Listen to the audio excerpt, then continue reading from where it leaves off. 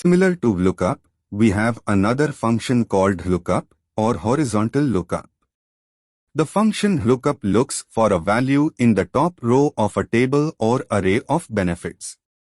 It gives the value in the same column from a row you specify. Now the arguments for the lookup function area as follows. Lookup underscore value, this indicates the value to lookup. Table, this is the table from which you have to retrieve data. Row underscore index, this is the row number from which to retrieve data. Range underscore lookup, optional, this is a boolean to indicate an exact match or approximate match. The default value is true, meaning an approximate match.